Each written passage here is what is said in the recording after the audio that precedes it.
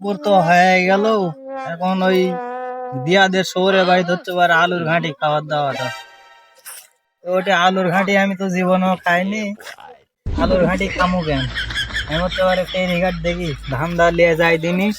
দেয়া ওটি হচ্ছে এবারে গরুর গুস্ত আর হচ্ছে নিহাড়ি কেউ খিলায় নাকি দেখি দিনই ওটি যায়।